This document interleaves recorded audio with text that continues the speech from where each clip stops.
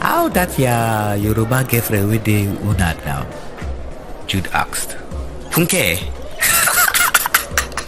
Carry your prokogo, I no go answer you. Ifeanyi replied, laughing.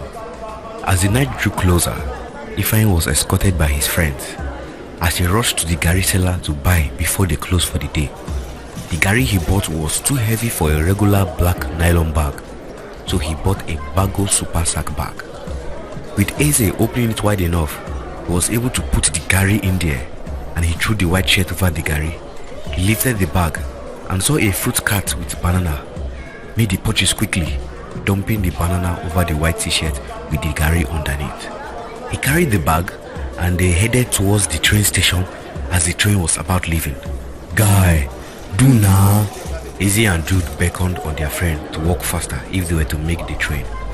Lucky for them, they were able to make the train, paid and moved briskly into the train. Tonight's train seemed to be packed. Ifeanyi, Izzy and Jude made their way to a coach that seemed comfortable and less busy. Ifeanyi sat on the same row of the train as his friends, a classic example of face me, I face you type coach, putting the bag of garri and banana in between his legs as they continued their gist. Making their way to their seats, just between the aisle, was a young man who looked badly dressed with a similar bag in between his legs. Not strange really, but quite the oversized shirt he had on. Ifeanyi noticed him, but the man was deep in thoughts. Beside the office man was a clergyman who just sat beside him, just opposite of them, closer to the door, enjoying the view before the trip began. In a few short minutes, the journey began. In the crowded train populated with everyday Nigerians, the fortune thief, rambunctious friends who were just trying to have fun while they enjoyed their train ride home, one of them an irascible young man trying to forget the fact that some guy was pressing his girlfriend's behind just earlier in the day. Fortunately for him, he just saw someone who looked like Jide the mechanic walking through their coach. Jude's fist tightened as he watched him come towards their direction. He thought he could hold onto his anger, but seeing Jide smiling railed him up as he rubbed his elbow against Eze, who was sitting beside him. Eze looked at him and looked at the next direction where Jude was looking. He thought that he was happy and annoyed Jude.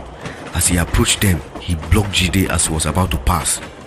Jide, I don't tell you say make you leave Rita alone, Jude said, invading his personal space, only a breath away from Jide's face.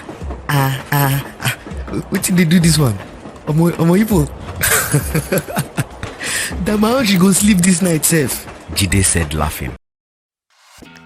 Thanks for rocking with Oniranu Stories, where each story is a thrill ride. Yeah. Dive into more gripping stories at diolububble.com and keep the vibes alive on Instagram, Twitter, Snapchat, and TikTok. Follow at diolububble.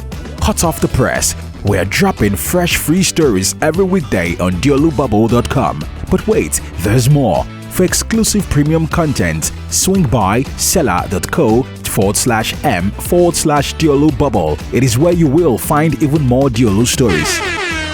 Stories on stories. Audio, written, exclusive. We've got them all. Check out our banging, pun intended, audio catalog on Spotify, Apple Podcast, AudioMac, SoundCloud, and Anchor.fm. Search for Oniranu Stories and let the eargasm begin. Join the convo with hashtag Oniranu Stories and hashtag Dear Oniranu on social media.